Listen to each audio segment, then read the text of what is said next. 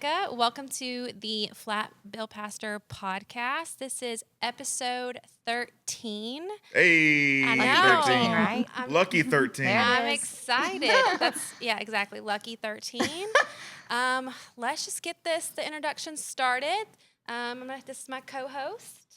Yeah, I'm Brooke, and super pumped to be here, especially today. We're tackling always exciting content, which is back to school. Dun, dun, dun. Yes, so we have a few people with us. Ashley, if you don't mind sharing just a little bit about who you are and why you looked forward to back to school. Not at all. Thank you, Brooke. I'm Ashley Castles. I am a fifth grade teacher at Ruth Hill Elementary, and I get really excited about back to school because I appreciate being back with my students and having the purpose and structure back in my life after a long. This summer felt short, Well, but usually so a short. very long summer. Yes. What are summers as a teacher for those who are like, oh, teachers only teach and that's all they do? Like, what did you do this summer? I was a student this summer. Oh. I was attending doctoral classes at University of West Georgia. Shut your mouth. Yeah. Let's ma'am.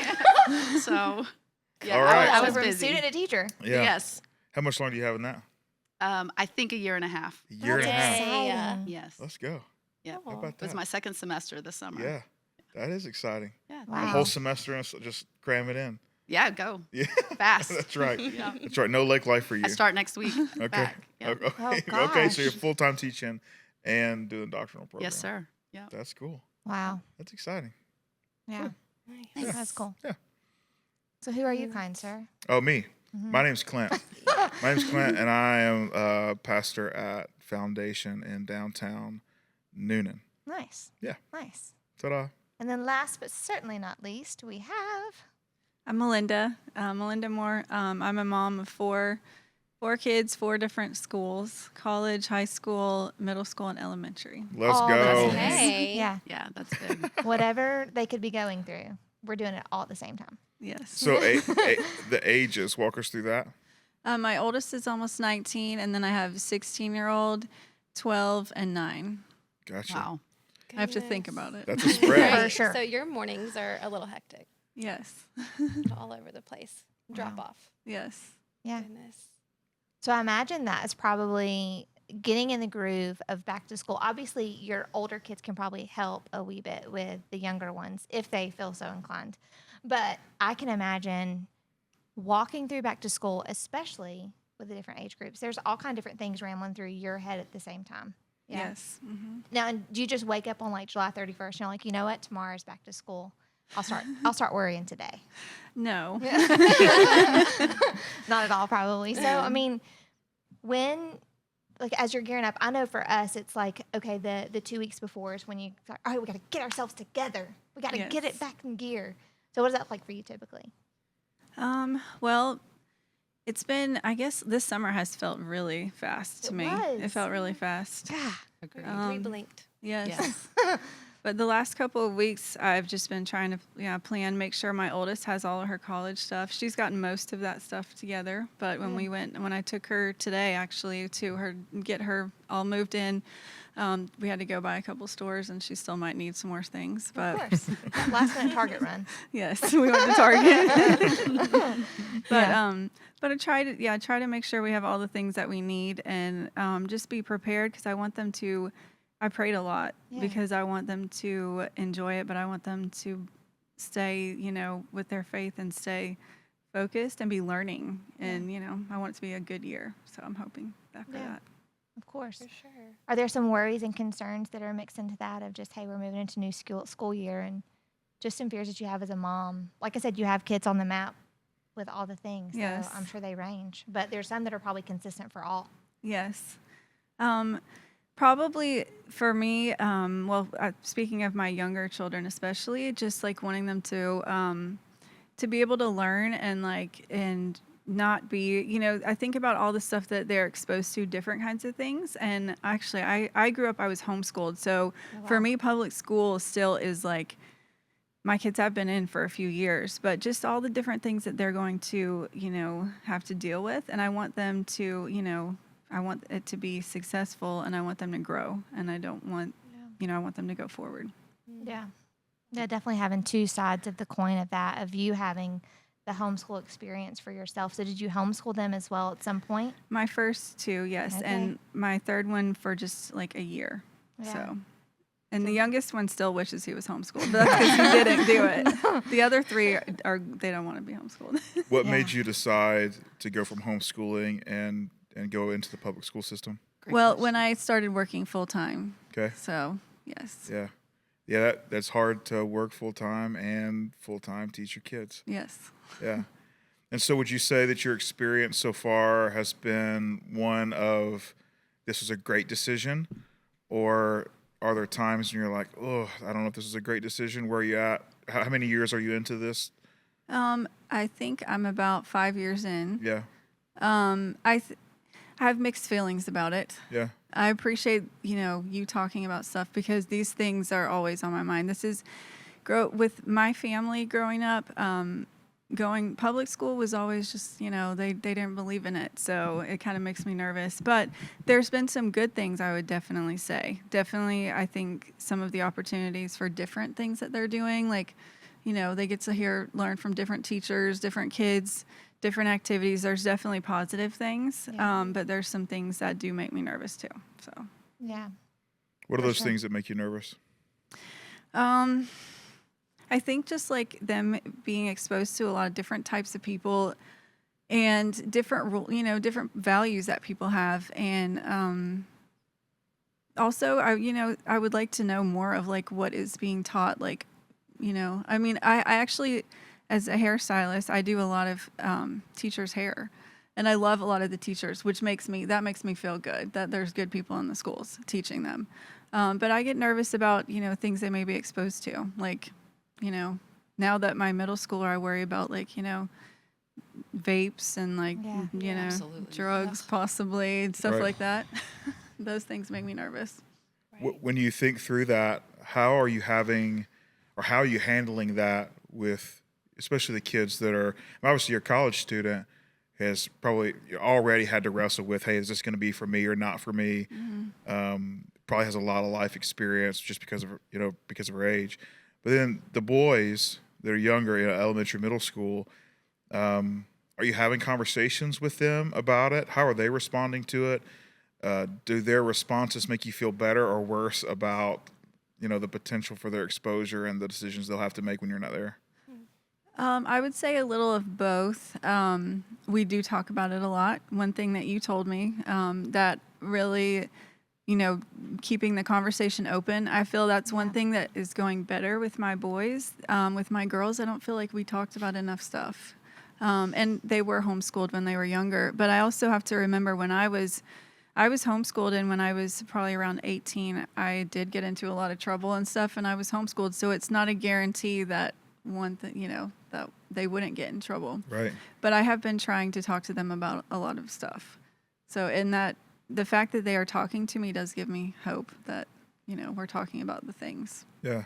For a lot of moms that maybe are worried that especially when we're talking about moms to boys, it's like, okay, well, I don't know if my boy will share with me some of these things because maybe he would want to share it with his dad or fill in the blank or whatever. Mm-hmm. How have you found, or what strategy or technique, or have you gotten to get them to have conversations and to open up about some of those bigger things? Well, I think some of it may be the personalities of my boys. I also do tell them sometimes you could talk to your dad about that. Yeah. There's some things I'm like, yeah, Please. he probably knows a little more about this. Give us an example. I'm just kidding. You might not want that. Yeah. But I feel like at this point, I do feel like my boys talk to me a lot. I do know that my older son, I feel like he keeps a little bit more things that he probably doesn't. He's very curious about things, and that's something that makes me a little nervous. But I do feel like they're pretty open, and I'm grateful for that. So Yeah. When you think through the role of faith, and I mean, obviously, you've put yourself in a position to say, hey, I want to align my life with Jesus. It's your hope that your kids would align themselves with Jesus, but obviously that's their choice. Certainly you have an enormous amount of influence as a parent, but we all know that when our kids leave our sight, that they're going to choose what they choose moment to moment, you know? How has faith played a role in both shaping or influencing, but also kind of releasing a little bit them into, I don't want to say the public school system is the wild. I mean, my teacher, I don't you know say what I'm saying? For sure. But, you know, The how has wild. faith played a role in that for you? Well, as I got out of the car today, actually, I was thinking about just the fact that we have to trust God, and that's what I'm trying to do. Truly, like, believing that my children are not my children, that they're God's children. Like, that's what I try to remember. And, when you asked me to do this, it's crazy because at this point in my life, this is like the perfect time because there's all those thoughts and I do worry about it. Like, it's the thing that I worry about with my children, but I do think continuing to bring that back to this is not all in my control, really. These are God's children. They're not, so. Yeah. I think your answer is the best answer anyone can give. Pulling that off is a whole nother level, though, right? 100%. Like waking up every day in the midst of the reality that it's not just conceptual, that they're going to be exposed to some things that we know are unhealthy for them, or not, maybe not even just unhealthy, but enormously detrimental to their development and maybe even to their, legal career or hopefully lack of legal career, right? There's a lot of things that can happen, especially in a middle school or a high school, that can just go sideways, and still saying, yeah, God, they're your kids even more than my kids. That's extremely difficult, but I think you're on the money. I don't know that you can have a better approach than that. I think we can get in this conversation of, is homeschooling better than public schooling or vice versa? And, it's certainly, my wife is a public school teacher, and so I get to experience the magic she creates for students. And I see the overflow of that when we're out in public, and the joy that kids have when they see her. And sometimes the dread she has when she sees that they're going to see her. But just this, I love to put her on the spot, and she knows it's coming because every student that comes up to her, I wait for them to do their whole thing. And so it's obvious that she's, taught them. And so I'll say, hey, when did she teach you? And they'll say, 5 years ago, 6 years ago, last year. She's my teacher now. And I always ask, be honest with me, is she any good as a teacher? And the reviews are just like through the roof, which I know. I mean, she's obviously standing there, right? So it's kind of but it's just, there's never a hesitation.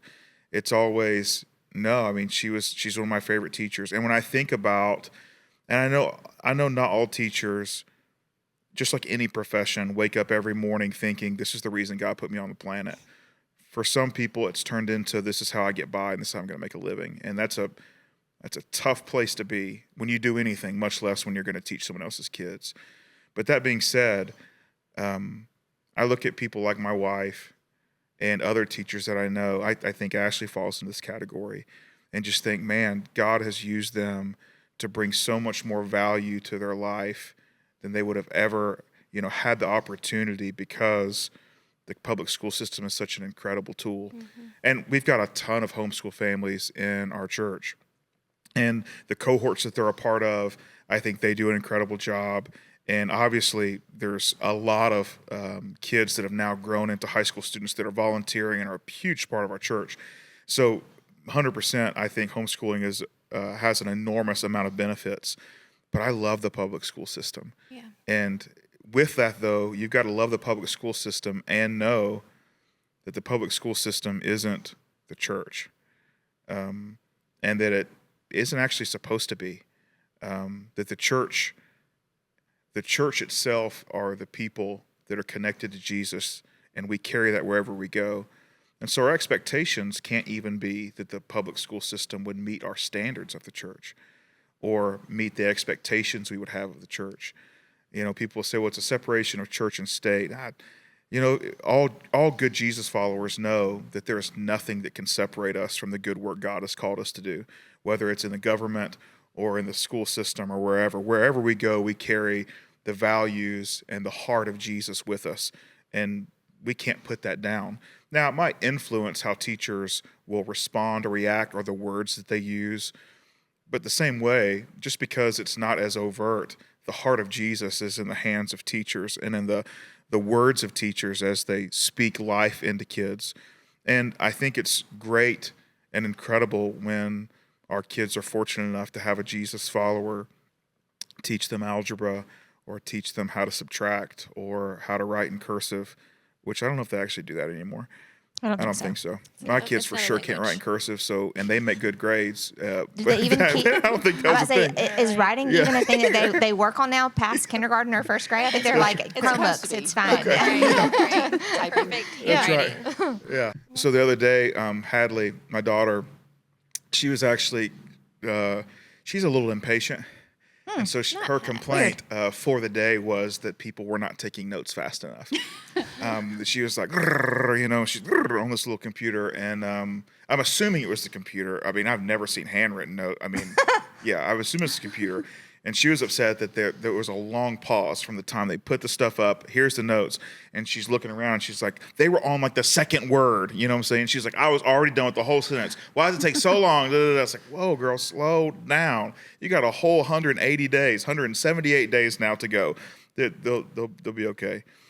Anyway, I don't know where I was going with that, but That's nevertheless, your concern is that that's she my won't slow concern. down. Yeah. that is my I concern. do think that's also a beautiful thing about public schools. I was raised in public school, and I choose to be a public school teacher, and I wouldn't want to be outside the public school system.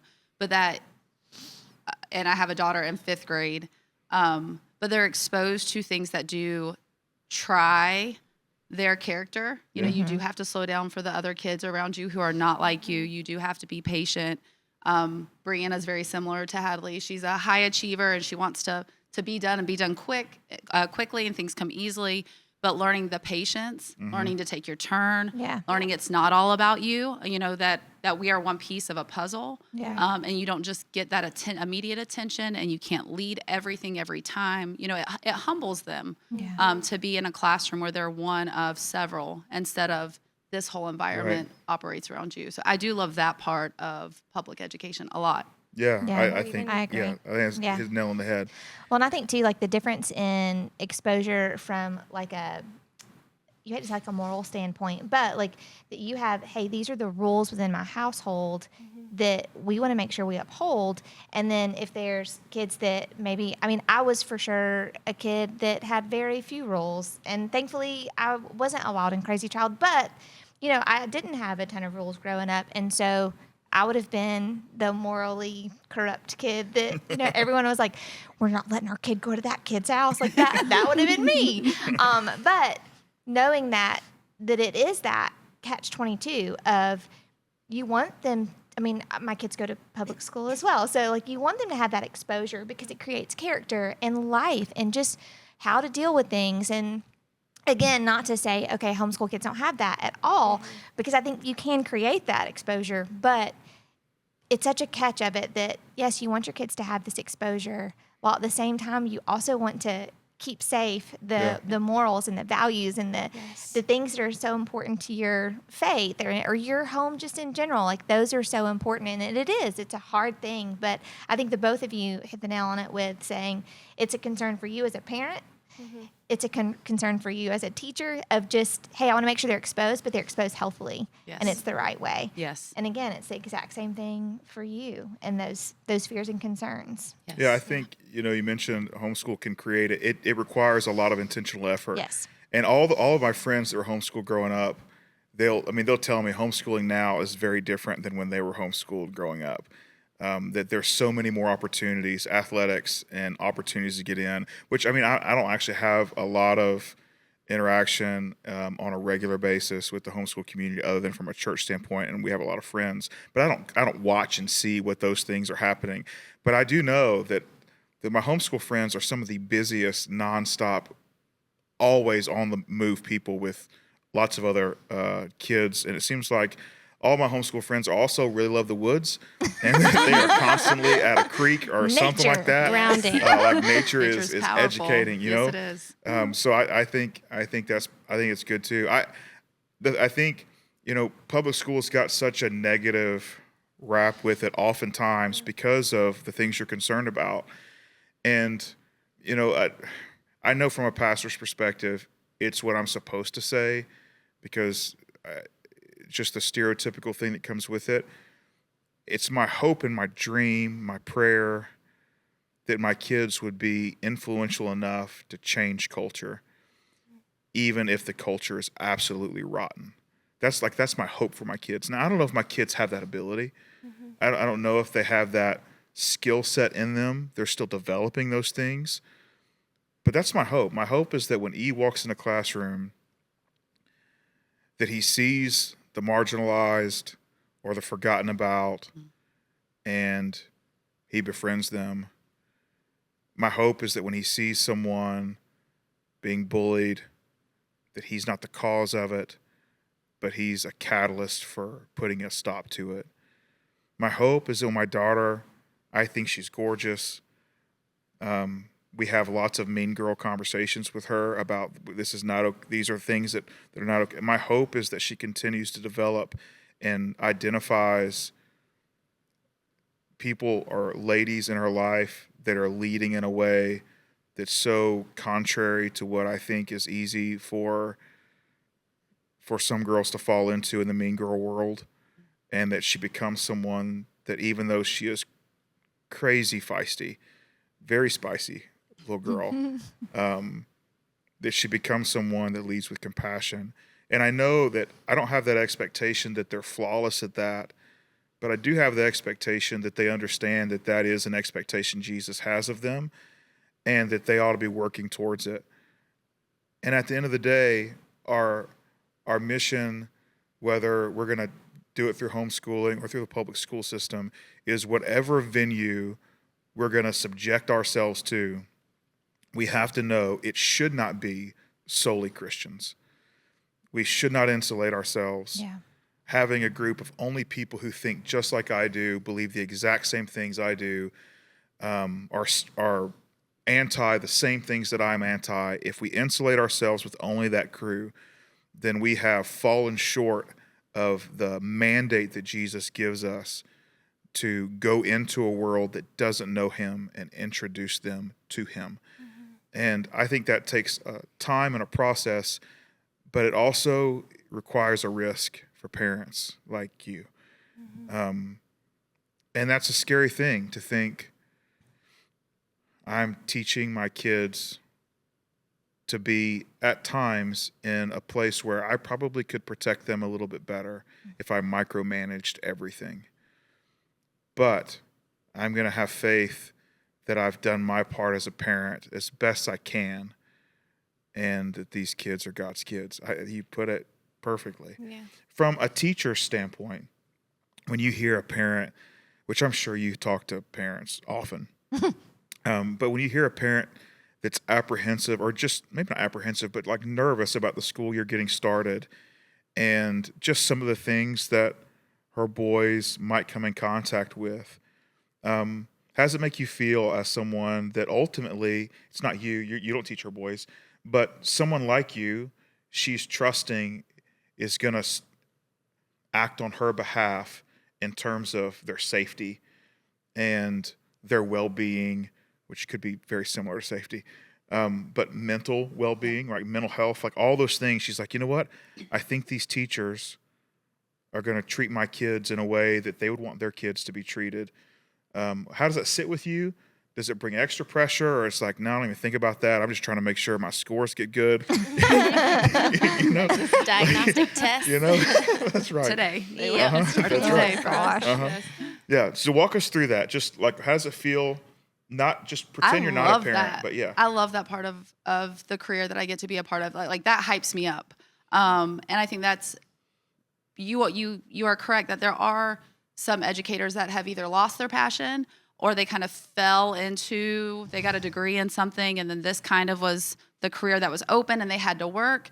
But I will say that a vast majority of the educators that I'm connected to are very passionate, purposeful teachers, both male and female, in the public school system. And there is a drive when you realize when you drop your kids off at school or when they get off the school bus, that you are trusting me to be the pseudo parent, the pseudo authority, the caregiver, the protector. And I take it very seriously.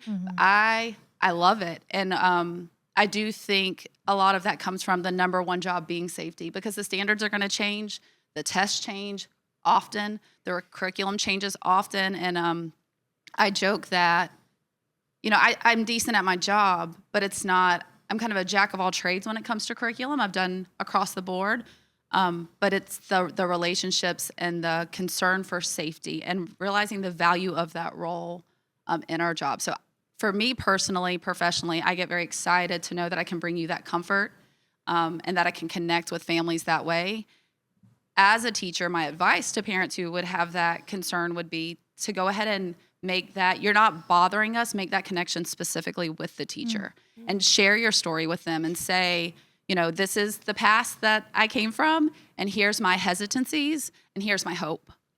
Because when you have a relationship with the teacher, it's just different. And I teach in a school where there's not necessarily a lot of parent involvement, and I'm very connected to all of my students, or try to be. I try my best to be very connected. Even if I wanted to be completely unbiased in all ways, when a parent extends the time and effort to tell me, this is my insecurity, this is where I struggle, and I'm looking for you to give me reassurance, it just makes it different. Yeah. But I appreciate the trust and value. I think that's one thing that for teachers to understand, that parents are handing over their kid, and you're putting this trust in us all day. And with society now, when you talk about safety, it's not just the mental, emotional bullying. We have the physical safety concerns.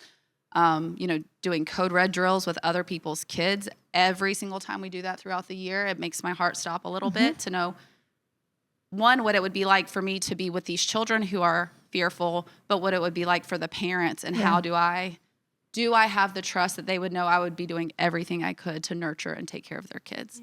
But I get a thrill from it. I love it. Yeah. I love that value of that role. But I think the relationship is so important.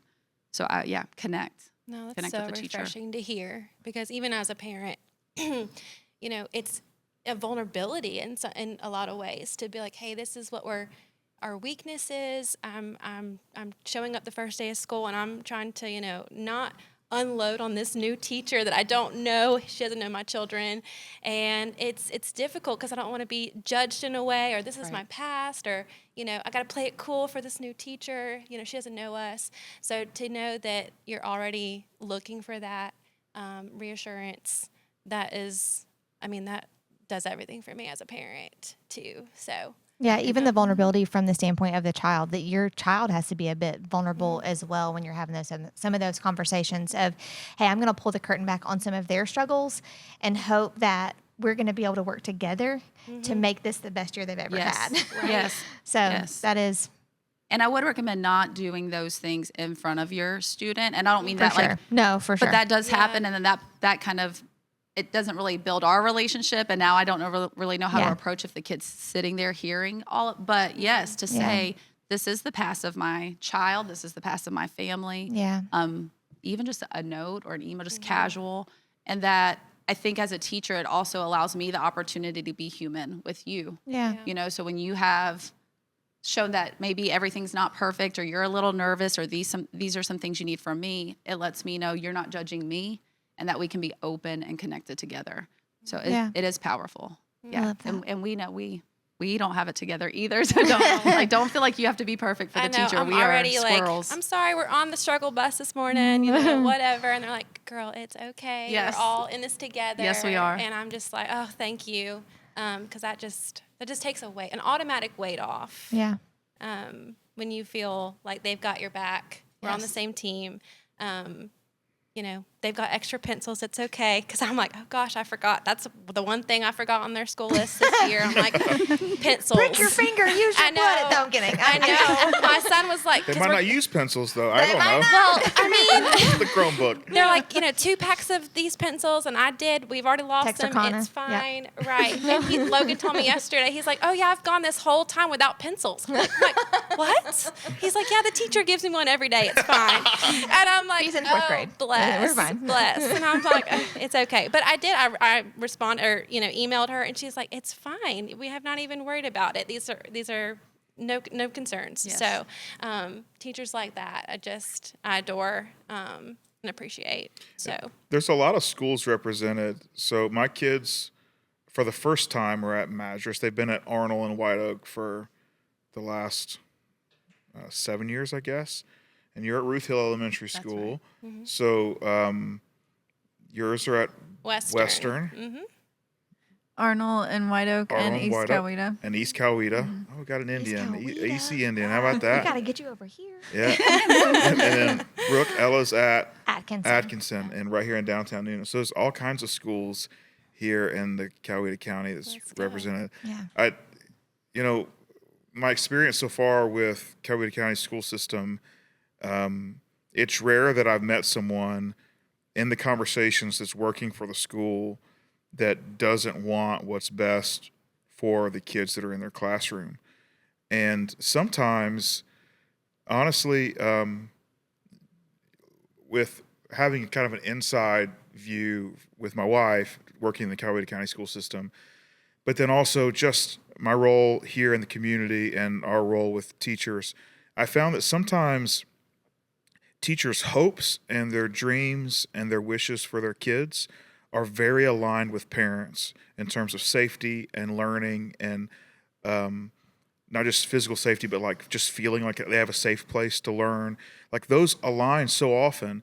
The thing that distracts us most is teachers are overwhelmed with a lot of other things to do that have nothing to do with that for the kids. And sometimes they're a little unsupported. And I know I've seen that. My wife's been teaching for 16, 17 years. And so when we planted Foundation, one of the things that I knew that I thought, or at least I felt, that if we could make a difference, if we wanted to change things in our community, and when I say change, I don't mean Newnan that's broken, but I do mean that any community has a lot of brokenness in it, regardless of where you go, that it would start in the heart of what Newnan is, which is any thriving city is their children. And when you think through how do you impact children in a very positive way, the no-brainer thing to me is to support teachers, because teachers spend an exorbitant amount of time with those children that are the heart of any thriving community. And so when we think through, hey, how do we take care of teachers? Obviously, I think there's 32 public schools maybe in Coweta County. There is. Yeah. And so, you can go a mile wide and then only be an inch deep. And so we haven't been able to figure out how do we do this for 32 schools.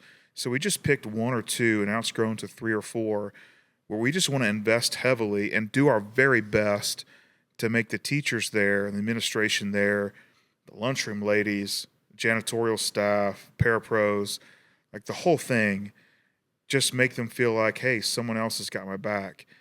And maybe let them know that people are seeing all the hard things and that it's worth pushing through the hard things to get back to the main thing, which is educating kids, not just with standards, but eventually you're going to grow up and be a really great human being that's then our community's going to benefit from who God's made you to be.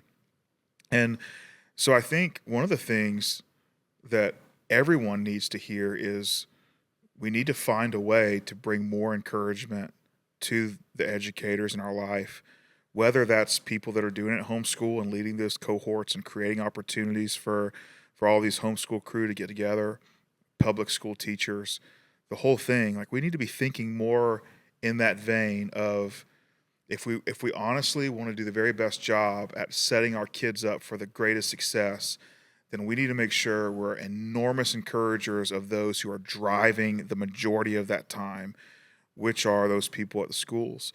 And so I know sometimes when we're anxious about things, a lot of times the negative overshadows anything.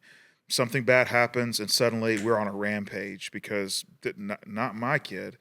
And we sometimes have the ability to ignore all of the other really great things that have gone right in the school system for our kids because this is a glaring thing. And I think we've got to be careful as just human beings and community members to make sure that we're doing our part on the encouragement side. I think no one's going to fight for your kid more than you should, and you shouldn't expect anyone else to. They're not. They're not. You know, that kid's not anyone else's kids. No one's going to fight harder for you, so you should fight extremely hard. Mama bear, Papa bear, whatever analogy you want to use. But I think we need to make sure that same intensity is put into the encouragement of teachers as it is into the, hey, you know, not with my kid kind of thing. Have you experienced like positive, negative things from parents? Is that one of the things you stress about when you're thinking about the school year? I know you mentioned that sometimes there's a little bit of at your school in particular, there's a little bit of lack of parent engagement or parent involvement. But how do you handle that when you're thinking, like, I mean, obviously your heart's on display. You shared kind of your heart with us, but still, like, you were teacher of the year. I was about to say, and then yes, you teacher of the year downplayed for her. the I'm a county, and decent like teacher. almost like for the Let's whole go. freaking country. Yes. But that doesn't mean that you're perfect, right? So I'm sure there's at some point. I mean, maybe. I mean, I don't She's know. close. She's I've heard close. pretty Yeah. awesome things nonstop about you, but let's just pretend for a second that one person was angry at some point. My husband could give you examples. Okay. He's not here, so we That's have right. none. Yeah. That's right. How do you deal with that from a teacher standpoint and the heart for kids, but also the reality that it is, I mean, how many kids do you have right now? I'm fortunate. This year, I'm starting off with only 16. Oh, Wow. So let's I have go. a small, Okay. beautiful Okay. number. Yeah. That's a great yes. ratio. It's a great Today. number. Uh-huh. Yes, today. That's It right. could be Right. changing. No? Next week might be different. Yeah. Today, yes. Would, knock on. So we are blessed. We have really small class sizes. But I think my very big, I love teaching. I feel like I was, you spoke to when you found your purpose, like teachers who know like that this is what they're meant to do. I know the exact instant I decided. I grew up thinking I always knew I wanted to work with children and make children's lives better. I thought I wanted to be in child advocacy. I went to college I was getting a degree in child psychology. I wanted to apply to law school. And I sat in one teacher's classroom, kindergarten teacher, Miss Olson, and she taught in Bibb County schools near Macon, public schools. And she was very different than the dynamic of the families that she interacted with and taught. She was very quiet. She was so powerful. And the connection, how you saw the joy that students show Brooke when they see her. The kids would walk into her classroom and there would just be this joy. And my hours I had to put in her room changed my career path. It's like, that's what I want. Like, that's the front line. Yeah. If I'm a lawyer, I'm going to be. So I love coming to work. I really do love when summer break ends. I used to cry over school breaks. I don't do that anymore. Now I'm thankful for them. But it is very intimidating and overwhelming when you really feel like you are doing the very best you know to do, and you are hit with what feels to be criticism or just an unsupportive, almost aggression from a parent that you would literally and have to train for now, like step in front of a bullet for. Like Yeah. I would not go home to make sure your kid goes home, and I feel like I'm being attacked. And I think that's why it feels so personal to me when a parent is unpleased, because my job is so personal to me. I put so much of my heart in it. Yeah. But yes, I recently, it wasn't to me directly, it was just to my school, but recently had parent displeasure with an event we were trying to host at school and really trying to make it different and more approachable for our families, because the classroom can be pretty intimidating for parents too, especially if parents weren't successful as students.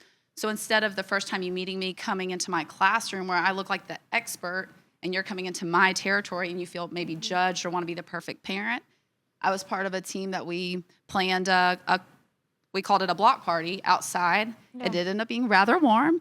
And so the weather was not in our favor, August in Hotlanta. Georgia. Yeah. But instead of like a constructive criticism of thank you for the effort, but next time can we reconsider maybe the time of day, it was met with some pretty non-supportive, almost like it was like thoughtless that the school would do this, when really it was very thoughtful. So I think that's the hardest part, is no matter how passionate or purposeful or well-intended you are, to understand that there is there are people out there who are going to let their frustrations, their anxieties speak for them more than their gratitudes. And I think in public school, that's a big thing in the way society is now and what the news shows and the things you see. I think parents are afraid of, like, there's no cameras in the classroom. How do I even know that my child's being well spoken to, respected, loved? Maybe they've had bad experiences themselves. And so as a teacher who would never, like, I do make mistakes, but I would never disrespect a student.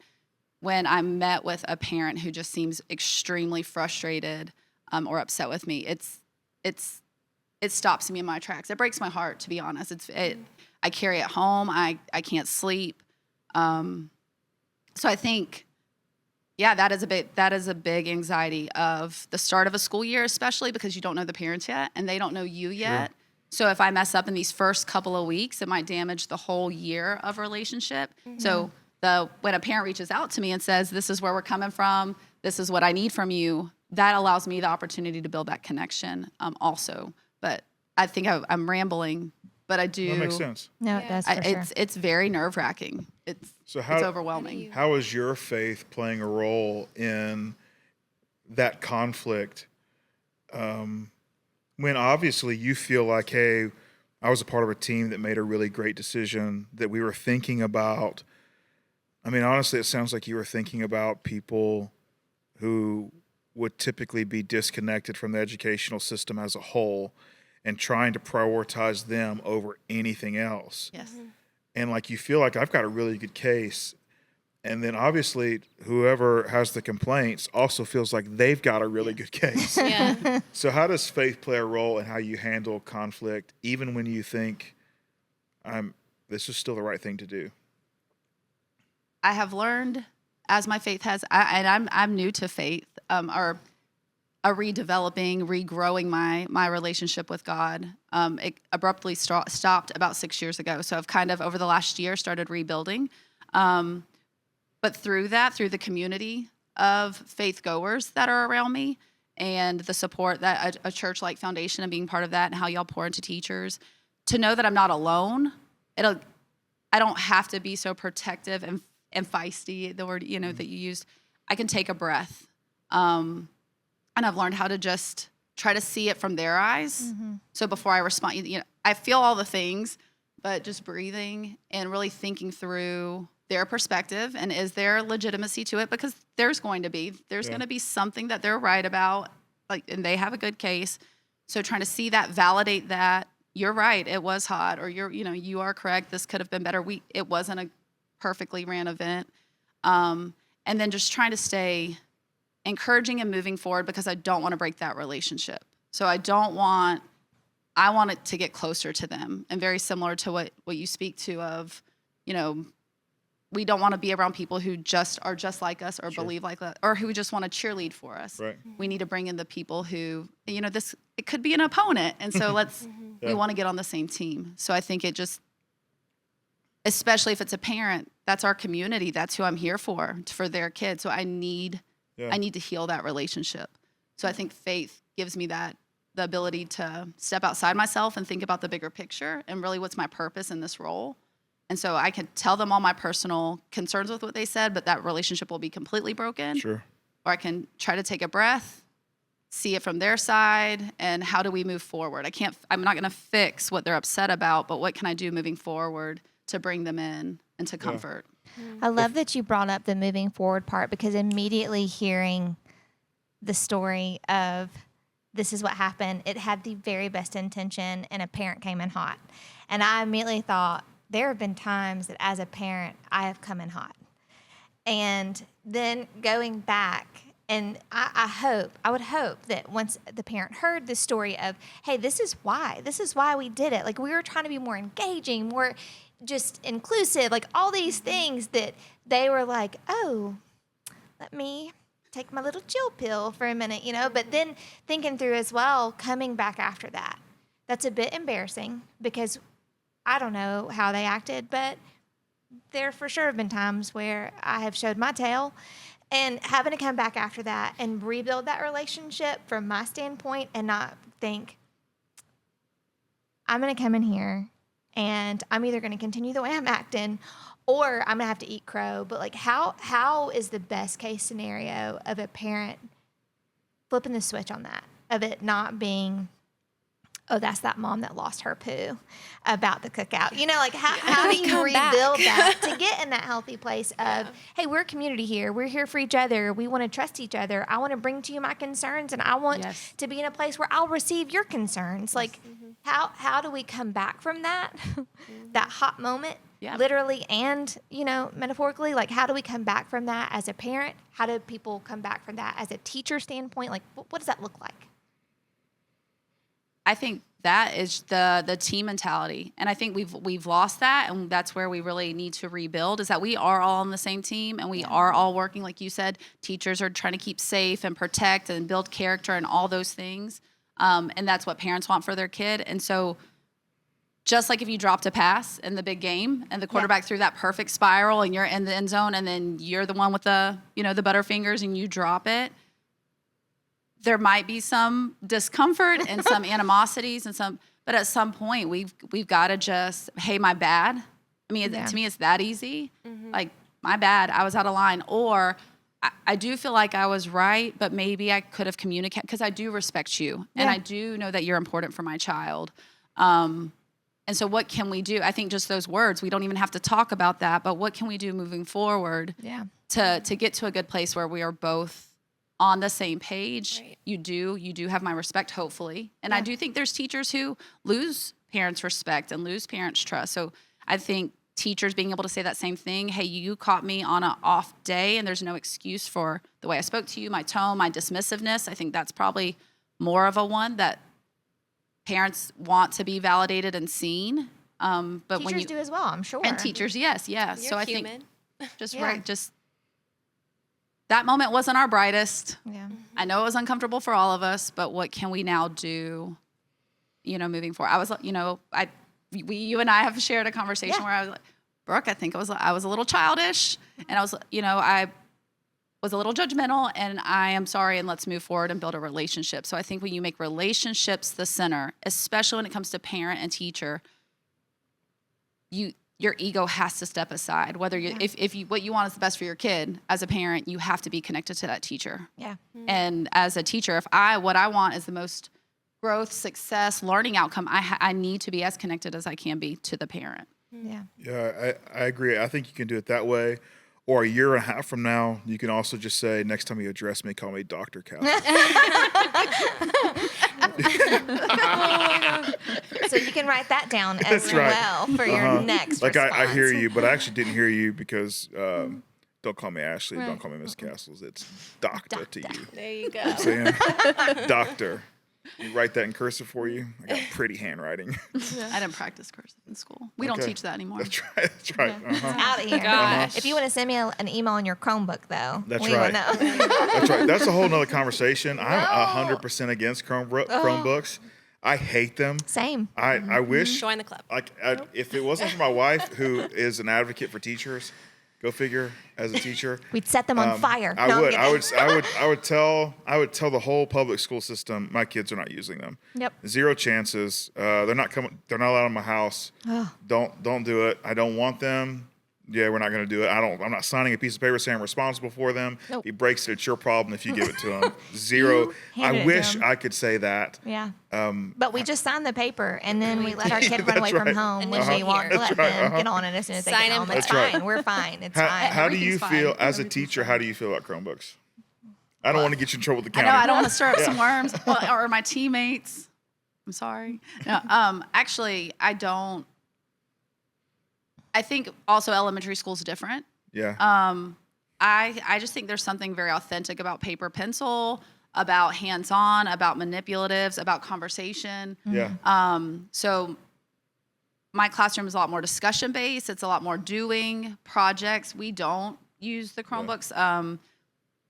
Very often. Dr. Horton, gonna ask that you would step down, and Ashley's gonna take your. I'm just kidding. Yes. I'm kidding. Where do we sign? And there's some things that we have to, with the decisions being made, and I think cost effectiveness being one of them. Not having textbooks, not having. Sure. which I think have made a way to, they're starting to come back. Yeah. You know, Yay.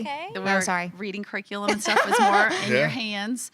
But a lot of the programs and that kind of thing, so it's easier to have kids log on, and no matter where your kids are or what they Right. have, they can have access and those kind of things. But as far as instruction in your classroom, you lose the relationship piece when we're all looking here instead of up here.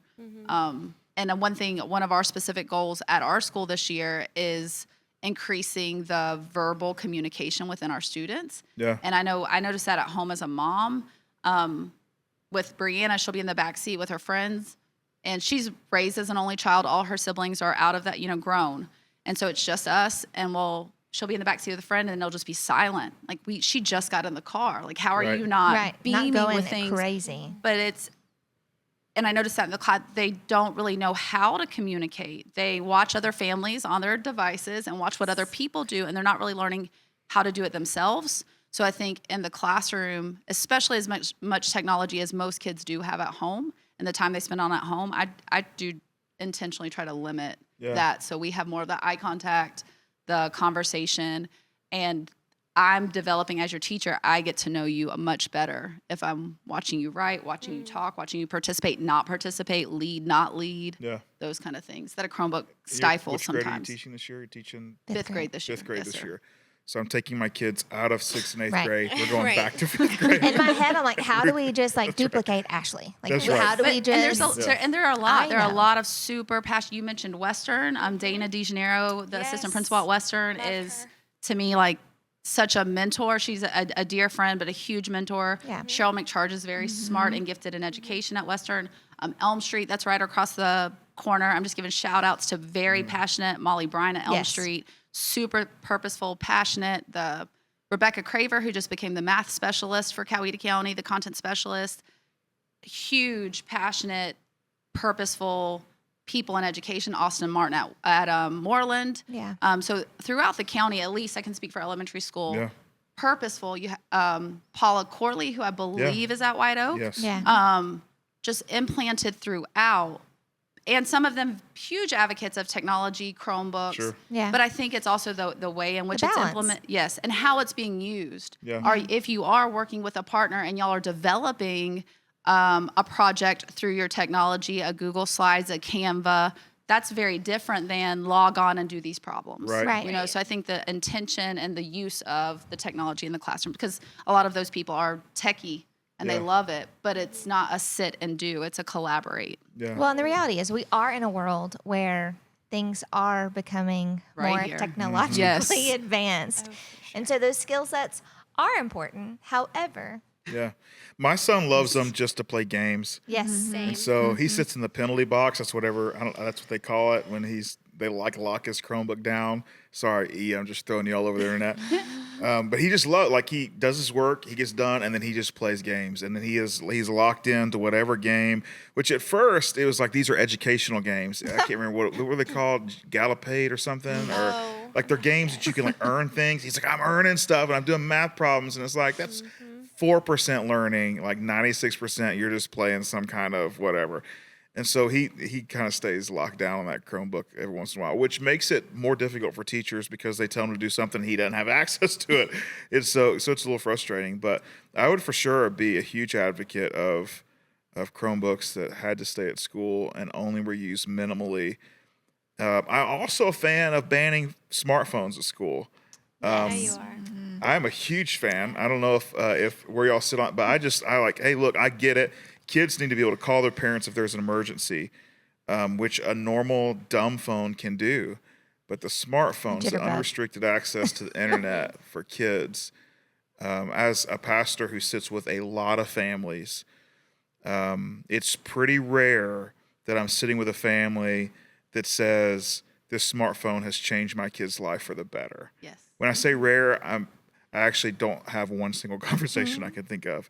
It is always the internet, or someone on the internet, or something on the internet has caused a lot of heartbreak or dysfunctional thoughts, or just no good.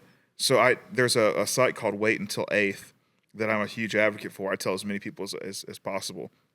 and their whole thing is they're trying to gather people that will in communities say, hey, we want to support educators that want smartphones not to be a part of the classroom setting.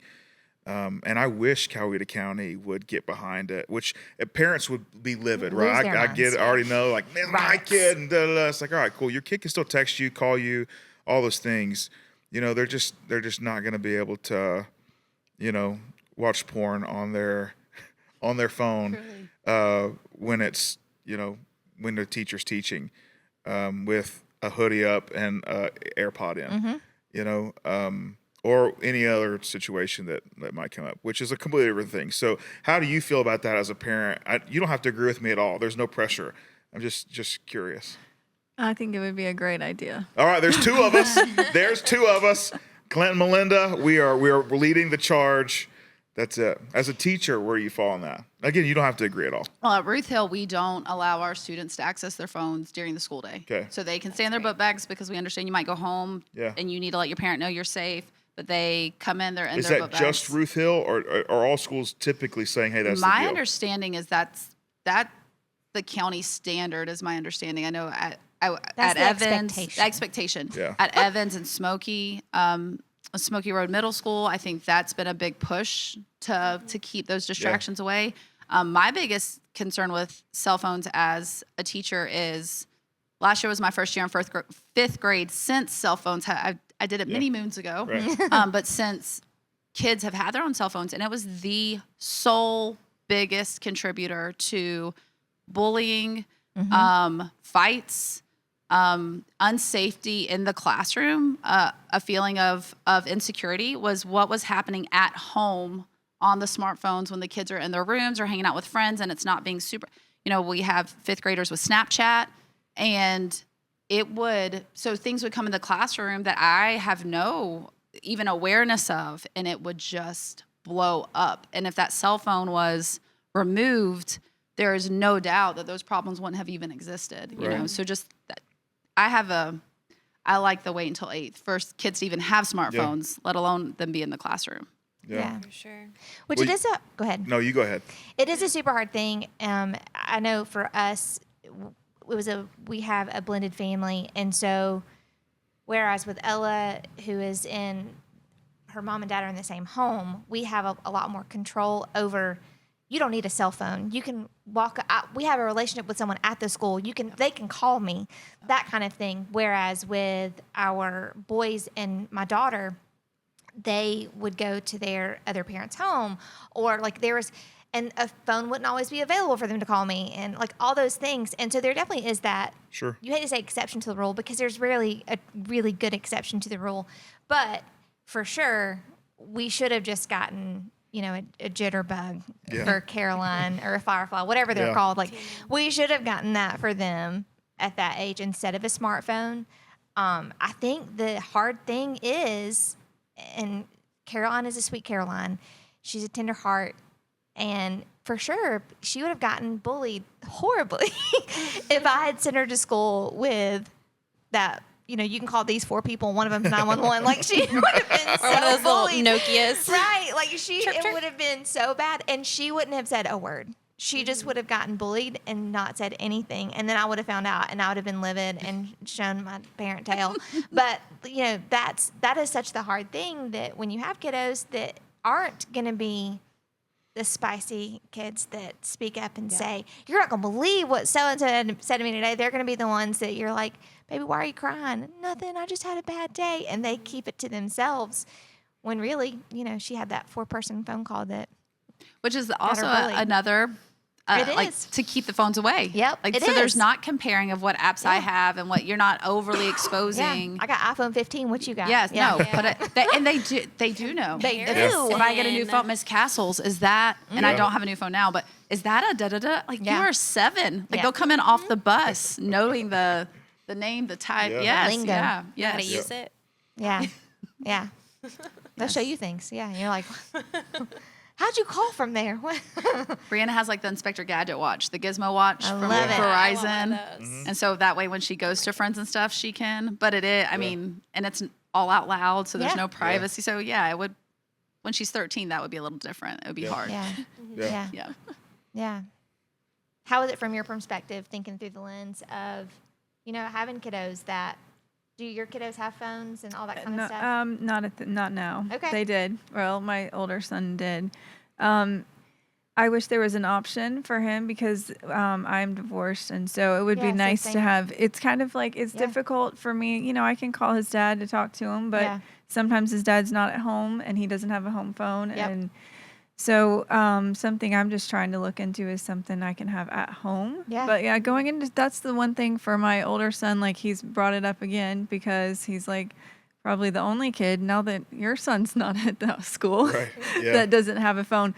But right now we're just going with it, and Yeah. he's in 7th grade, and Yeah. I'm trying to hold out as long as I can. But I Yeah. think that it is difficult to make that decision. But I do think like internet, social media, there's It's- no reason. No. My daughters had social media, not all of them, but like Instagram, Instagram. and still I feel like that just sucked them in. I think for boys and girls it's different. Like I noticed different things. Like my daughter's just like, the comparing and all that stuff, and I feel like I wish I would not have let her have that so Yeah. young, my oldest. Yeah. And but I feel like now our generation with the kids, my older, that's when it was first coming out, and Yeah. nobody really knew. And then now, my 9-year-old said, I'm about to be the only kid without a phone. And I'm like, what? Yeah.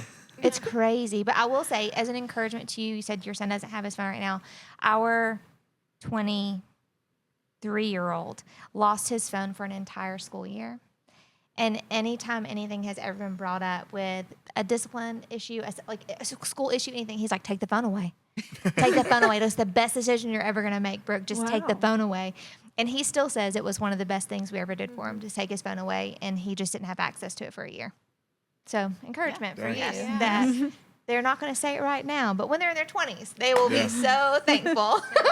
Years. Yeah.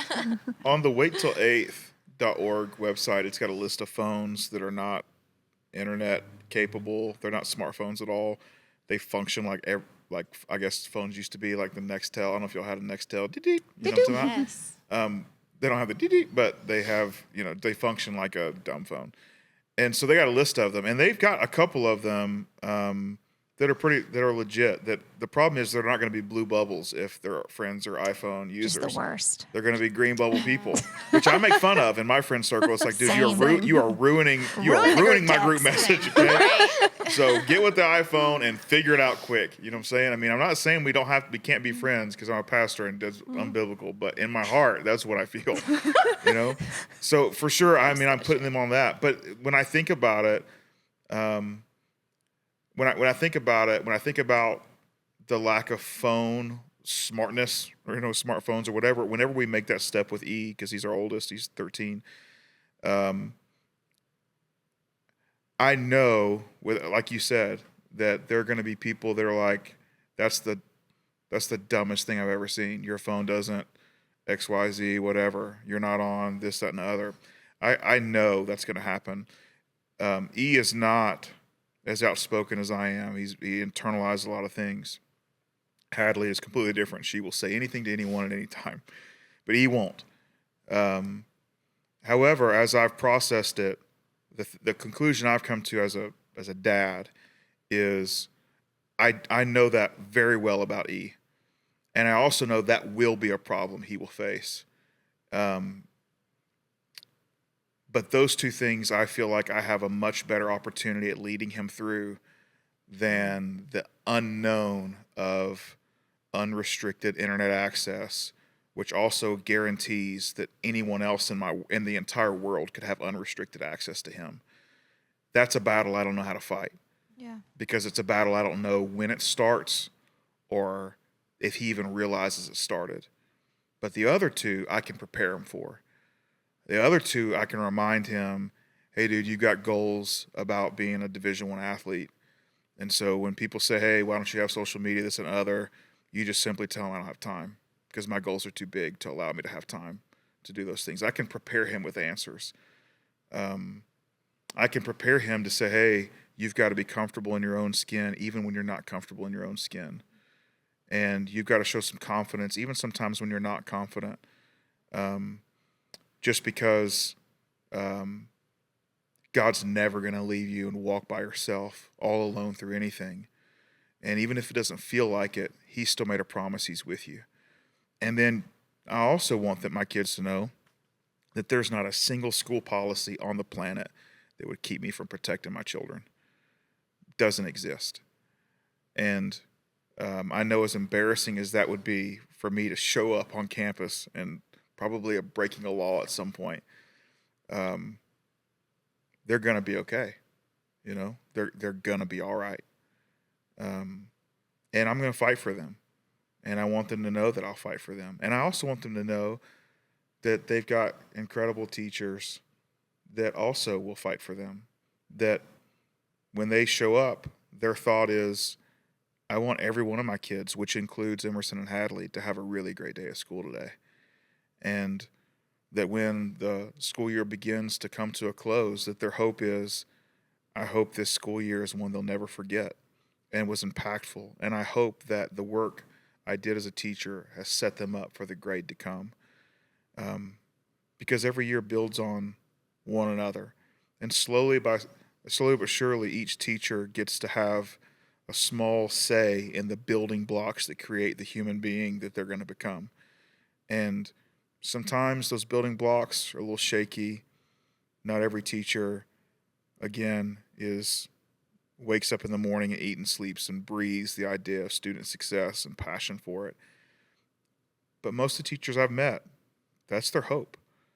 And if we can keep encouraging and equipping them, caring for them, puts them in the very best place to do that for the kids that honestly we would do anything for.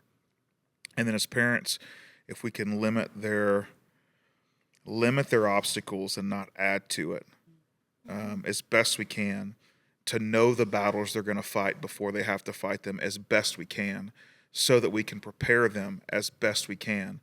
And then at the end of the day, Melinda, I think honestly you said it at the beginning, like they're my kids, but even before they were my kids, they were God's kids. And long after I'm gone, I will have no ability to protect them when I breathe my last breath, but He still will. And so I think my faith's just got to grow. I've got to prepare like God will never intervene, but then have faith like He could do anything without me ever have done any preparation at all. And that's kind of the approach we've got to take. I'm super pumped that the two of you came and joined us today. Yeah, thanks. Thanks for hanging out and having a school discussion.